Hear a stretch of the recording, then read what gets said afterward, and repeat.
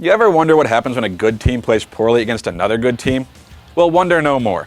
My name is Adam Green, and this edition of Cats Again starts off with the Wildcats' worst performance of the season, which came Thursday against the UCLA Bruins. Give you a recap. Arizona got out to what appeared to be a commanding 1-0 lead 22 seconds into the game, but less than a minute later, UCLA's Shabazz Muhammad hit what would prove to be the game-winning three-pointer. Final score, UCLA 84, Arizona 73. Apparently a 21-5 deficit is just too much to come back from. This was one of those games that, as tough as it might be, you just have to move on from as quickly as possible. Nothing went right for the Cats, as they missed shots they normally make and saw their defense get shredded by the NBA talent the Bruins boast. It was an awful game in every way that a game can be awful, and it was highlighted by Mark Lyons' 5-turnover, 0-assist performance, and it showed us all that could be wrong with this team. Then, on Saturday, we saw all that could be right with them. The Wildcats crushed USC by a score of 74-50, and it wasn't even that close. Solomon Hill was his solid self, Nick Johnson continued his excellent play, Mark Lyons got not one, not two, but 3 assists, and freshmen Brandon Ashley and Caleb Tarzycki each had good games.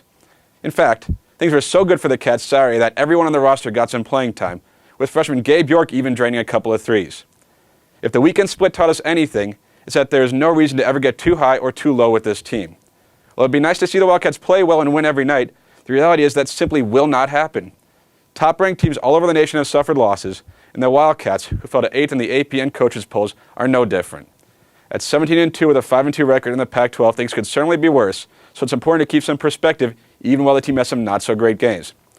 While you should expect improvement from the team, especially with the freshmen, it's important to understand there will be some hiccups on the way to March.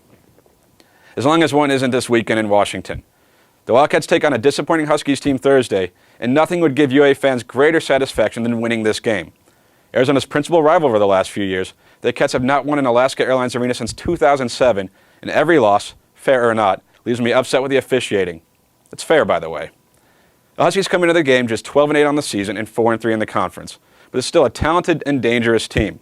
C.J. Wilcox, Scott Suggs, Abdul Gadi, and Aziz Njai are all averaging double digits in scoring, and as I alluded to earlier, the refs, location will make this a tough game regardless. And just like last week, though, Arizona has what appears to be a pretty easy game Saturday. And just like last week when they beat USC, they'll have to make sure that no matter what happens Thursday, they knock off the Cougars Saturday. Well, that's going to do it for this edition of Cat Scan. For more on the Wildcats, you should give Bearing Down with Adam and Jared a listen. And if you want my Twitter handle, you can see it below, right there. Thanks for watching. We'll see you again next week, right here on ArizonaSports.com.